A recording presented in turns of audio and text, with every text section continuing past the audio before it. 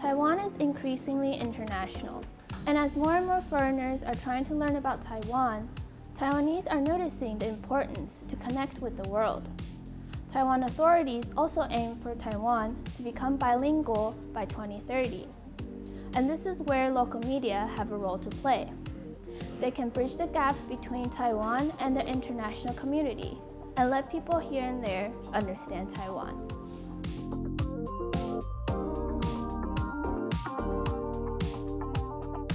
So at Go Selling Media, we work on podcasts in English, in Mandarin, there's one in French. They're mostly in current affairs. There's politics, cannabis, gender, feminism, diplomacy for emerging creators. A lot of it, there are very progressive topics that are quite aligned with global activists, especially youth activists, and we especially want to highlight these because these are the changes that's happening to all of us, and we play a part in this. And I think to me, this is what makes Taiwan a global citizen.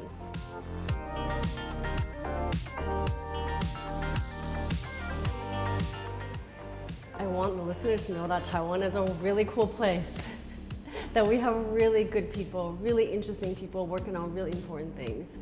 That's the impression we want to give to people. But really, when you dig deeper, I think the impact it has is that we are a part of independent media that are all telling the world we are working on all these topics that are relevant to the world, that are important to the world. And this is the Taiwan model, or this is the Taiwan case study, or this is somebody in Taiwan who's really cool, who's working on this particular movement.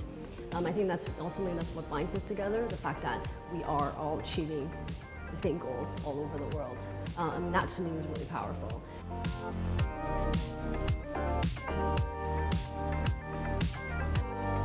My name is Emily Wairu. I'm co-founder of Ghost Island Media Podcast Network. I'd always been in documentaries, TV documentaries. It was two things. One was packaging Taiwan stories to the world. The other flip side was telling global stories with using Taiwanese talents, working with Taiwanese talents. And so then I realized there was a way, through podcasting in 2018, there was a way of putting the two together into something that was quite hip and very trendy, and something that was very accessible to listeners. Podcasting to me is a different genre to learn how to take advantage of the ease of accessibility, ease of production, and so on. But I was listening to a lot of podcasts at the time, and I just loved the medium. So I thought, you know what, let's give this a try.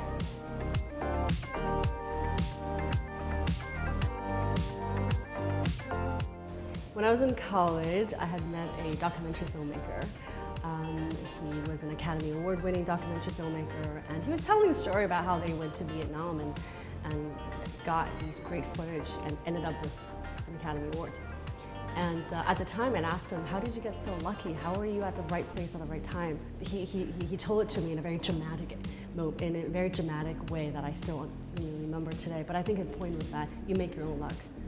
Is that I think many of us are very privileged, especially being in Taiwan. We're privileged with freedom of speech, we're privileged with this beautiful place, but what can you do with this, right? So I have to keep reminding ourselves that we are given so much, and so how do we turn this into something else even bigger?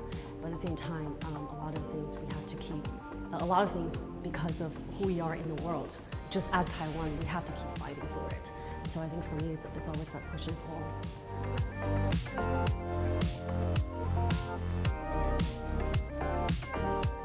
Emily Wu is a pioneer in providing bilingual content with Ghost Island Media to share perspectives from Taiwan. She has created a community that is bonded with words, voices, and ideas.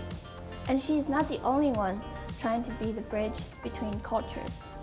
As Taiwan reopens, there's no doubt that the increase in foreigners in Taiwan will also increase the demand in these bilingual contents.